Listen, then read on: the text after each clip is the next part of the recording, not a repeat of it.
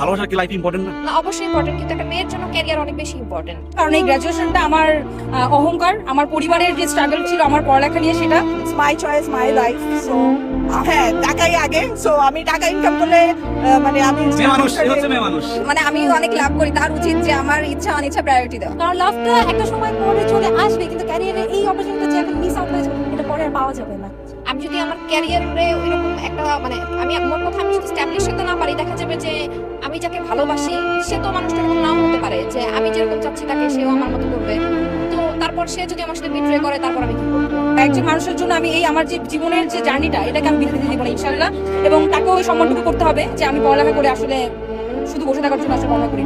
A few moments later. জীবনে career অনেক আসবে, সুযোগ অপরচুনিটি অনেক আসবে, কিন্তু ভালোবাসার মানুষ, মনের মানুষ সে আসলে বারবার পাওয়া যাবে না, তাকে তো একবারই পাওয়া যাবে। তো সেটার জন্য আসলে তাকে পাওয়াটা প্রথমে দরকার। সে চাচ্ছে থাকলে তখন অনেক কিছু সম্ভব। যদি আমার ভালোবাসা আমার পাশে থাকে, সেক্ষেত্রে আমি ভালোবাসাকে নিয়ে ক্যারিয়ার যে কোনো দিকে বিল্ড আপ করতে পারবো। ক্যারিয়ার আসবে যাবে, ভালোবাসা চলে গেলে ওটা তো আর পরে আর আসবে না। ক্যারিয়ার নিয়ে অত একটা টেনশন নাই। যেহেতু ভালোবাসার মানুষ আমার পাশে আছে, সেক্ষেত্রে আমি তাকে নিয়ে আমার ক্যারিয়ার দিকে আগাইতে পারবো। আমার কথা হচ্ছে যে আমি স্কিল আছে, আমি ক্যারিয়ার বানাই ফেলতে পারবো, সামনে ইন ফিউচার বানাই ফেলতে পারবো। তো আমার ভালোবাসা যদি চলে যায় তো ওটা তো আমি পরে আর ব্যাক পাবো না। ভালোবাসার মানুষ যদি পাশে না থাকে, আমি টাকা উপার্জন করে করবো কি করবো, কার জন্য টাকা উপার্জন? আমি আমার ভালোবাসার জন্য অবশ্যই আমি ক্যারিয়ারকে স্যাক্রিফাইস করতে পারবো। কেন? ক্যারিয়ার তো একটা আমাদের জীবনের গুরুত্বপূর্ণ পার্ট। ঠিক আছে, ক্যারিয়ার গুরুত্বপূর্ণ পার্ট, সেক্ষেত্রে ভালোবাসা গুরুত্বপূর্ণ। ভালোবাসা আছে না, ঠিক আছে, ওই ক্যারিয়ার করা যায় না। টাকা